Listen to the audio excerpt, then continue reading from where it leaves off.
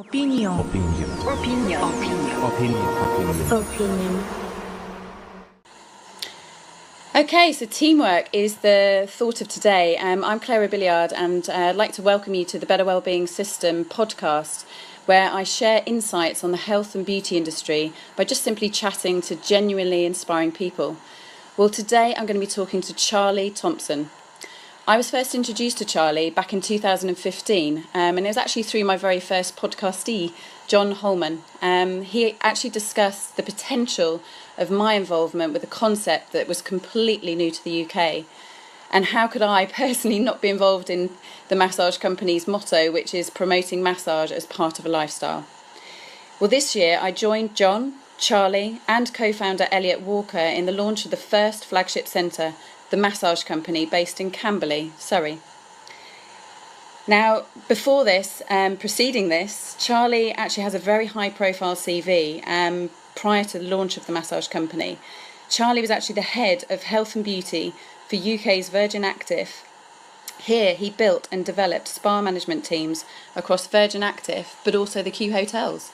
He brought together experts in their fields and increased both revenue and profit.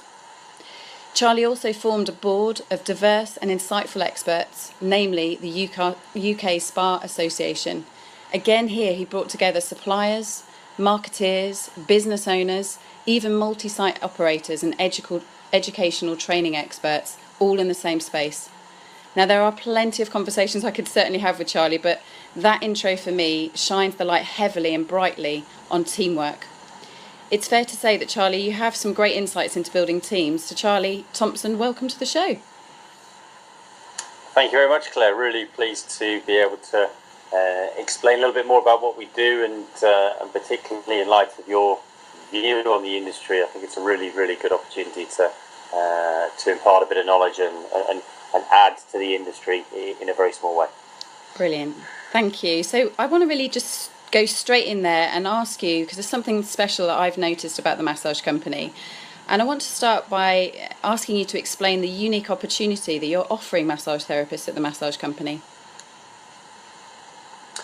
We've created here the unique opportunity at the massage company by creating a concept that simply doesn't exist here in the UK from a therapist angle. Yeah. And it was when we created this concept, which is based around a regular lifestyle massage, as you indicated, taken on a monthly membership basis. We were trying to build in something whereby we knew that we would be seeing regular customers.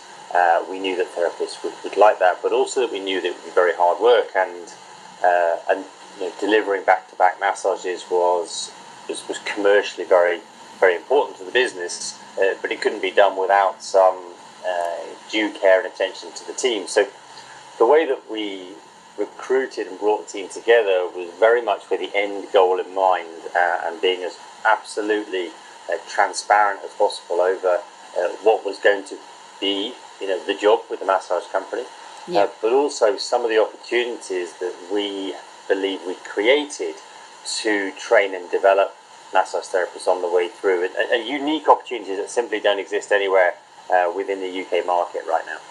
Yeah, and I've trained many teams, many individuals where, I spend most of the time correcting posture, correcting technique, because their career will be over in 3 years if this was not done. And I guess you've seen that too. It's absolutely fundamental. We're not hiding from the fact that this business was built for to grow the market and to bring, if we do it successfully, bring significantly larger numbers of people into massage treatment services across the UK. We know from our initial research here at the massage company that in the US and in Europe, the levels of participation in treatments and in massage in particular are far, far lower than they are in the UK. Now, if we're successful in building this concept, we will increase that. The only way that will work is if the team are of good quality, but also if they understand that what they're coming into is going to be very much about delivering really high quality massage on a very mainstream level basis. It's a very different concept to a normal spa. But that's what makes it so fascinating. And for many of our team, it's one of the real appeal, because we can give them career development and training in a scenario that they just can't get anywhere else in the UK right now.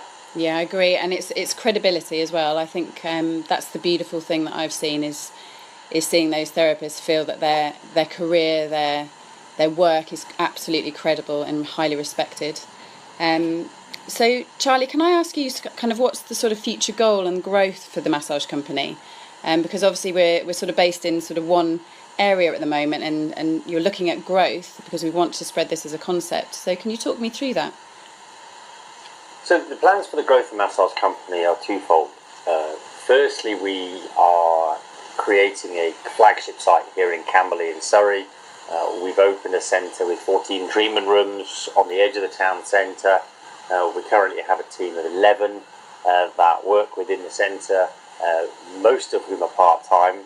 We're steadily building that team with the training from yourself and from John Holman, and increasingly from some of our developed internal staff within the centre. So we're looking to build that steadily up to its capacity, which may well be achieved within 2 to 2.5 years from now. So we're nearly 6 months in, and that's stage one, but the business has been built very, very clearly for a multi-site operation. It's systems, its structure, its staffing processes and recruitment and ongoing operational processes are built for us to be able to franchise this concept in a very similar way to many of the US massage franchise models, which have been so successful in bringing hugely new numbers of people into massage in the US in the last 10 years. And we would be optimistic, and our intentions are to build 30 to 50 sites within 5 years. Yeah, it's an amazing goal, and I think it's super exciting for clients as well as therapists to know that they could be considering something as part of their lifestyle that could absolutely transform their day-to-day life, easing pain. It's super exciting. Charlie, I just want to nip back to kind of any therapist listening to this podcast. You know, what do you look for in a CV? I can imagine that you must have seen hundreds, if not thousands, of CVs in your time. What do you look for? What stands out for you? It's a really, really important question, because when you're advertising, when you're applying for a job as a therapist, CV is a black and white application for something that is a very practical job. Absolutely. And in some ways, it doesn't. For me, a CV application is almost kind of a very difficult way to apply for a therapist job. So it has to be, for me, a little bit thought out in terms of the way to put things through. It's really important for me that the qualifications and certification is very, very clear and pronounced on that. Now, whether that's at the top or the bottom, I have to know really clearly up front before I even read a CV whether the certification and qualifications exist. Otherwise, I'm wasting my time. Yes, absolutely. Beyond that, I then want to know really clearly what the level of experience of that therapist is. And I'm really comfortable. This is what's really important for me, and I really strongly believe therapists should take this on board. Is I actually am not looking necessarily for people with lots of experience. I just want to know absolutely what they've done, and whether or not they've come straight out of university or college or training, whether they have enjoyed a more experienced job in lots of different areas. And crucially, really importantly, how many hours they want to work, and be really transparent about the number of hours and their other commitments, because therapists applying have no idea what I'm looking for, and when I know what they're looking for, it makes it really easy, because I'm more often than not putting a puzzle and a jigsaw together that doesn't involve just their position. So being really clear on what they want at the beginning is really important to me, and I'll then be really clear back. So to say, actually, don't underestimate that covering note that says I'm really looking for 24 hours a week, across 5 days, for example, or across 4 days, because then an employer can take a look at that. But I would also caveat any application with saying I'm extremely flexible to work in the beginning to set up what we need to do in order to get our relationship going. And nearly always within this business at the massage company and in my previous experience, both working within the hotel environment with Q Hotels, but also when I was head of health and beauty at Virgin Active Health Clubs, over the medium term, generally speaking, the longer serving staff end up working the blend of shifts that suit their life, because they will have developed that. Absolutely. But it might not always be that case for the first 3 months, and people need to be flexible to that in the first 3 months and not be too rigid. So if we can bring that across in the application in terms of flexibility, certification, and don't make it too long. You know, two sides of condensed paper is ideal. A long list of how you conducted a customer journey is unlikely really to interest myself or any spa manager, because we will read through that. Yeah, and I think it's so important to share personality. You know, there are many personalities of clients, and I've noticed that as well. You know, certain customers are going to fit with certain therapists, and that's part of the jigsaw puzzle as well. So that character really does have to come across too. There's no doubt at all in that. You know, some people will prefer to put photographs on their CVs, some won't. For me, it's a neutral point. You know, one way or the other, we recruit on ability, and I will always recruit on a trade test. Really, what you've got to remember as a therapist listening to this podcast is that your CV is only about getting you to the trade test. It's only about getting you in front of it. Beyond that, everything will be conducted. So there's no point spending time in your CV talking about qualities that will come out in the trade test. You're just trying to show, for me, you're trying to show character, the fact that you're open-minded, and really crucially, you're energetic. You've got that energy that needs it. Because I can channel energetic people, I can manage energetic people, and that's a real pleasure. What is much harder and much more difficult is to take attitude or resistance and try to encourage that, and inevitably speaking, that will always cause problems. So be open-minded. Yeah, brilliant. Thank you so much. And that is absolutely invaluable for any therapist listening today. So let's kind of go right back to the beginning. So we're kind of, you know, sort of 6 months in now. Can you talk me through the sort of the behind the scenes team and what effective people you had to have behind the scenes? Of course, Elliot Walker was there, you know, the builders, you know, getting the timelines all right. Kind of what sort of main characters were you looking for in those early stages? Yeah, so we the massage company, we have a sort of dual founder and ownership basis with myself and Elliot Walker. We divide the business very carefully in terms of responsibilities, and Elliot's responsibility was always around the commercial side, the development, the build out of the centre. So he pulled together the team that would fit out the centre, any consultants and advisors on that basis. My responsibility was to make it happen. So I looked for in the beginning, I looked for really key people that would work. Now, before we even started this concept, we knew that in order to deliver really good, consistently high quality massage here in the UK, we needed to rethink the way we did training. Yeah. And you know, for some time, John Holman and myself were talking, you know, over the best part of 18 months before we opened, about how we would build the unique training program that we have here at the massage company. So that took time. Of course, yourself, Claire, became involved in that with the elements that we've done on maternity, and of course now increasingly the upgrades. But actually, you know, for those listening, what's probably more relevant in terms of this conversation is how you build the rest of the team that opens your business. Now, for me, you know, a business succeeds based on its sales and its quality, and you have to build a strong sales pipeline. So the partners that I looked for in terms of building this business were in terms of firstly promoting our online presence, so our digital partners. Those are the people that control our advertising through channels like Facebook, through Google, and the advertising, and advise us how correctly to spend our money, so that we open with a full order book. And that's a real challenge, and it's something we did quite successfully, very successfully here at the massage company. We were packed from day one. Yes. And that means you've got busy therapists, you know, and that's what therapists like. They want to be busy, they want to be earning good money, and they want to be treating customers. And also you invest in training, you want them to be able to practice it very quickly. And that's learnings I've developed from years of experience in opening spas at 4 and 5 star level. I've seen so many open quiet, and the team are kind of kicking around, cleaning rooms, and that's just not helpful.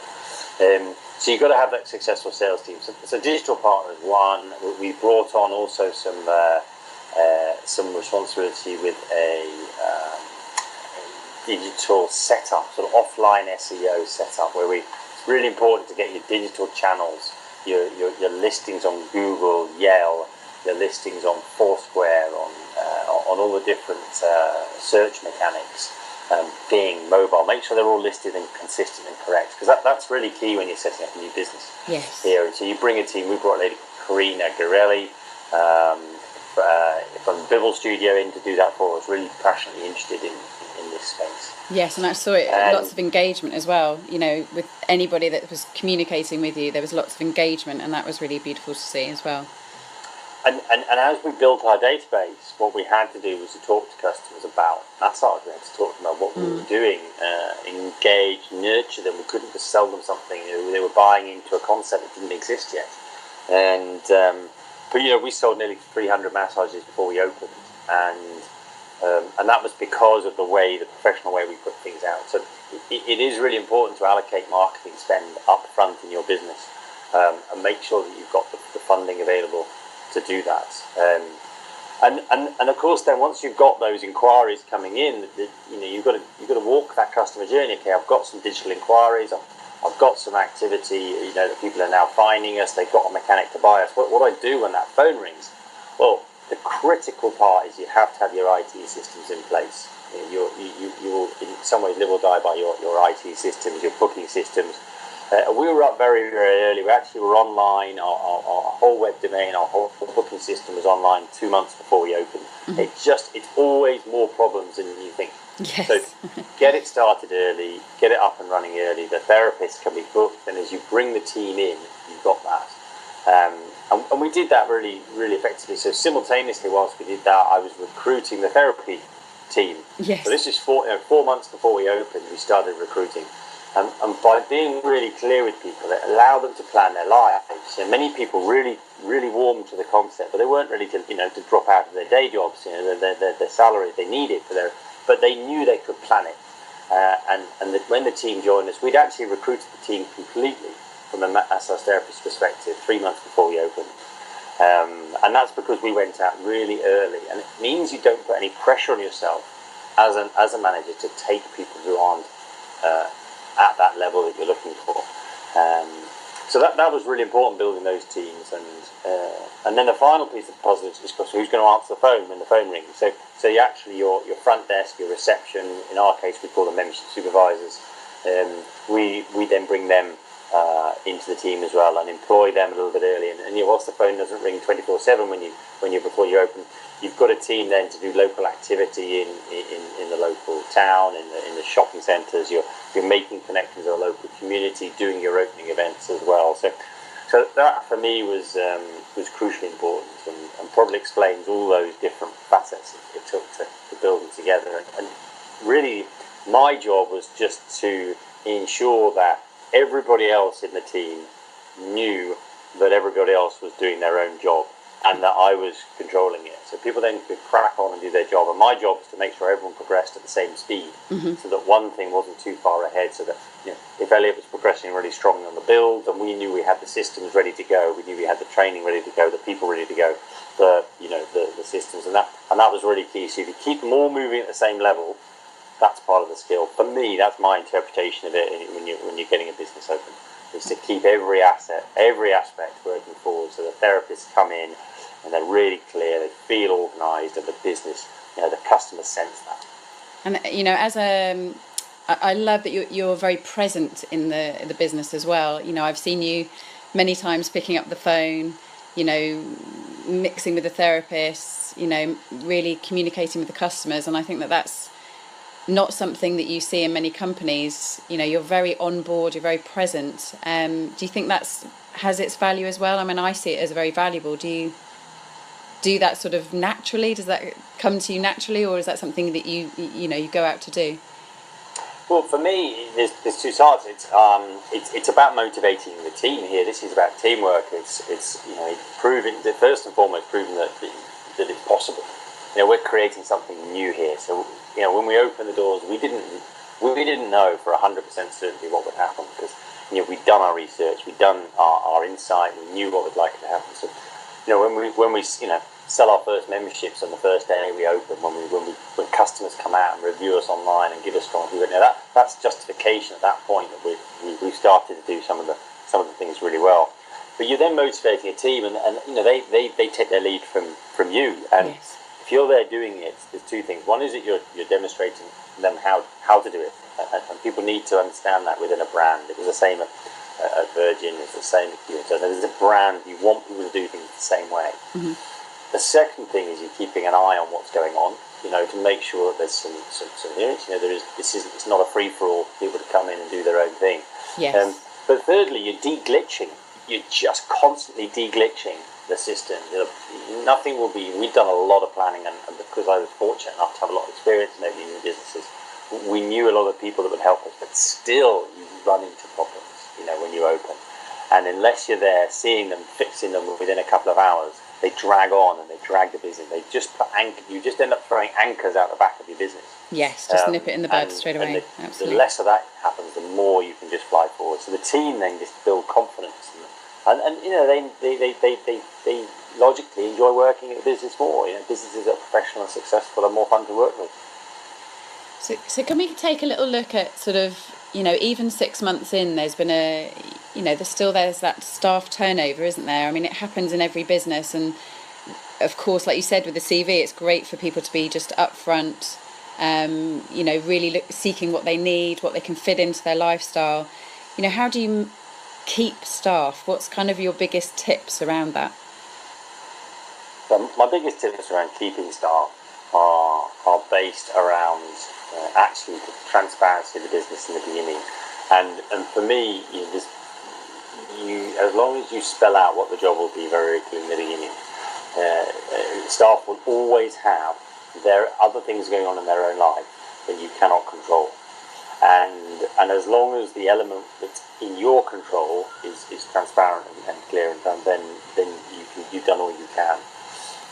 What the learning we had here, and the oversight probably from our, because not everything is perfect, is that we recruited and brought people in that in the beginning that believed their journey to work would not be a problem, but transpired that it would. So 3 members of our team left within their probationary period. It was just too far for them to travel each day, and I would suggest that any therapist travelling more than an hour or more than an hour is really right on that limit, and I would suggest, most importantly to therapists themselves, really have a think about whether you want to travel that distance, and whether you do, and really check the bus times or the car times where possible, because it's really difficult for both the employer and also the therapist if these things come through, because they generally come out after about a month, and suddenly the first paycheck comes in, and that's it. So I certainly think we've learned our lessons slightly the hard way here at the massage company. We've invested in great people, and the feedback's been great, and then we've had to part company with them because they couldn't do the travel anymore, and with some justification, they were just too tired. Yes, I was just going to say, yeah, absolutely. It's almost it adds something to your tiredness, travelling. It's fair to say. So it's, I did it for 5 years. I remember, commuting, but I was so full of energy and so excited about what I was doing. I absolutely did it, but it didn't stop me falling asleep at every opportunity, and quite drained in my own personal life. So yeah, it has to be a consideration for the therapist coming on board. I was actually reading a book recently by the founder of The Body Shop, Anita Roddick.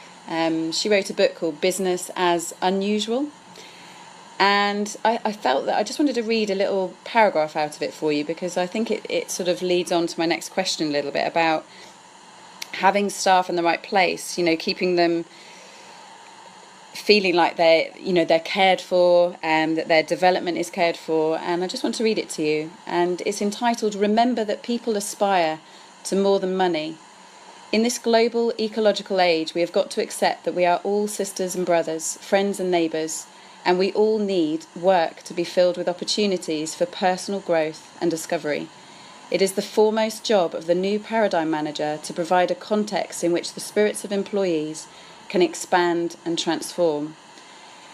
And I've witnessed it in the massage company, Charlie, where I've seen sort of staff really grow and develop, and you can see them almost just coming alive. You can see that someone's believed in them, and I really think that that's incredibly vital, and it's sort of way and above income. Would you agree?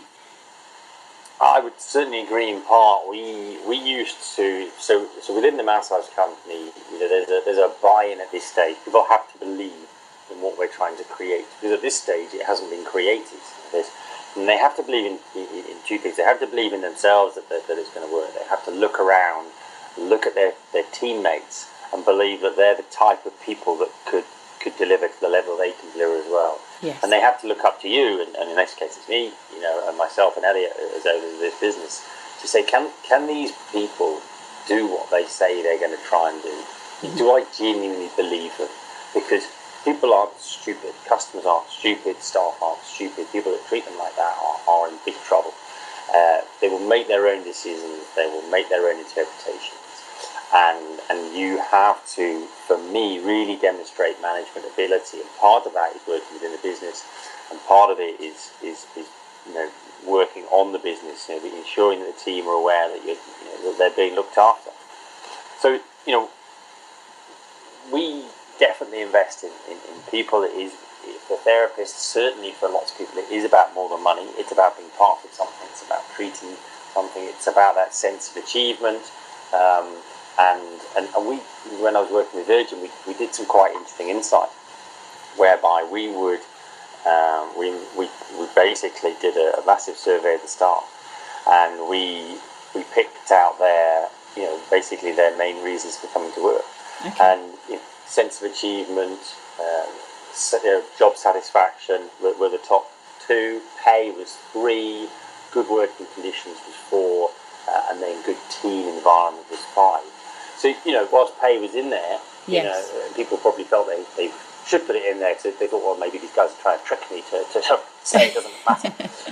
But it was clear that it wasn't. It was about the job. It was about why people do the job. And as long as an employer you don't take advantage of that, you pay people properly and correctly. And in our case, we pay way above market rate here, because we don't want to be in this environment that's got created historically in the UK, where therapists are paid close to or on the national living wage.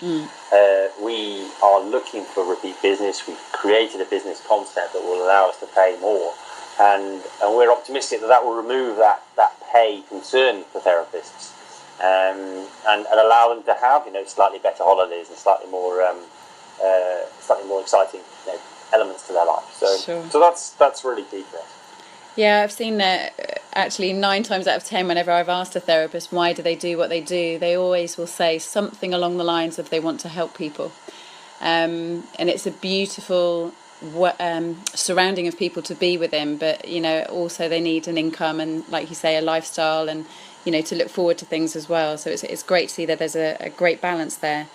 So we've talked a little bit, Charlie, about what we're looking for from a therapist sort of perspective, and I just wonder if we could kind of dip into what you might be looking for in a franchisee whose sort of ears are pricking up and are really excited about this new concept to the UK of massage as a healthy lifestyle. So what would you be looking for in a franchisee, Charlie? Yeah, and this is fascinating, because when we have franchisees, we're looking, and ultimately franchisees are people that have to have some money to invest. There's an investment that needs to be put. In our case, it's as low as £90,000, which is a huge amount of money, but it's a very deliverable amount of money for people who are buying into franchises. Sure. And we're looking at people who are energetic about our industry. We're looking at people who are innovative and open-minded about taking on a concept that is new to the market, and people who want to be part of the next big thing. It's every new startup thinks they're the next big thing, but this is already a proven model in the US.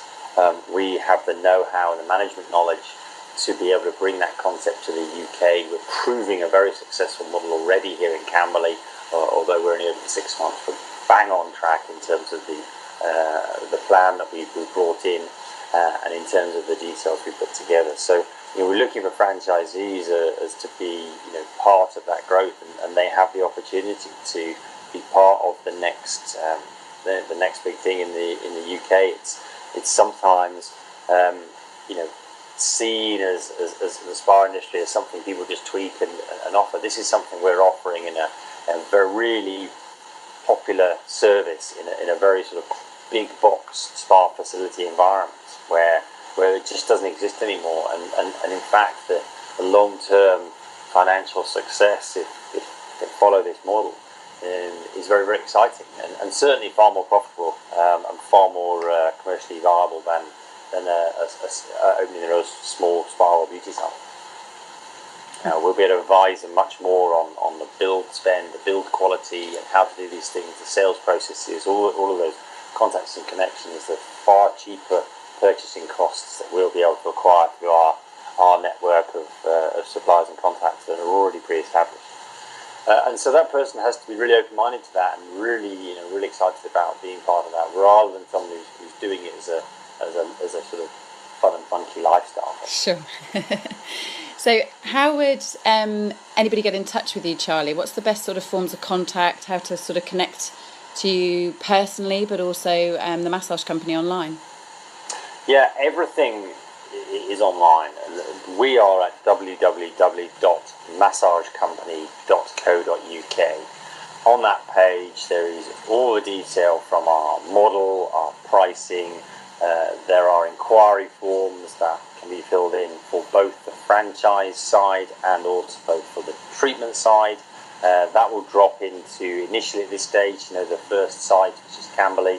The inquiries of anybody living within the Surrey area will be able to come and request that for therapists. It's a very convenient format to drop in to go from there. So they can pull that together if they just want to drop an email. The email address is camberley@massagecompany.co.uk for this first site. So we're delighted to hear from anybody, therapists who are looking to build that career, any massage therapists particularly, or indeed if they are beauty therapists who just have a penchant for massage and are not worried about all the other elements that they've trained in. They just want to specialise. We can certainly provide a career opportunity and training opportunity to develop and progress within the massage company that is unique at the moment in the UK. So we very much look forward to hearing from people. We're looking for new staff to join us almost on a constant basis at the moment. So very, very pleased to hear from you. Fantastic, and I can highly recommend getting in touch. What I just can't wait to see is just to see more people staying in the industry longer because they're not breaking their back to massage other people. So it's a fantastic thing. Get in touch with Charlie. And Charlie, I just wanted to finish on a little note. I couldn't help but notice your social media quip. And that is, if you see your life flash before you, make sure there's plenty to watch. Can you tell me what kind of inspires that? Where does that come from? Very good. That's a good piece of research, Claire. So I have always believed in this for some time. I'm a great believer that does what this is on the tin. The inspiration for that, funnily enough, came from a Virgin Atlantic. Long before I worked for Virgin Active, came from a Virgin Atlantic aeroplane commercial. It was on television some years ago, where a guy was sat.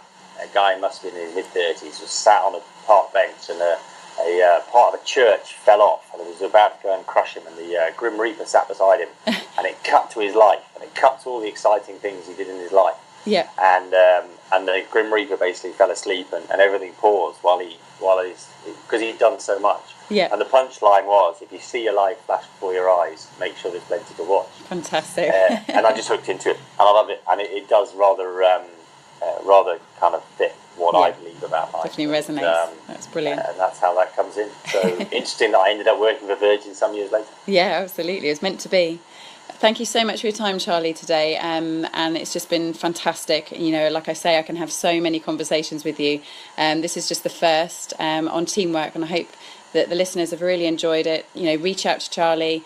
It's a fantastic industry to get into if you're not already in it. So we look forward to speaking with you, welcoming you, and we'll speak again, Charlie. Take care. That's great. Thanks, Claire. As always, very professional, and look forward to speaking next time.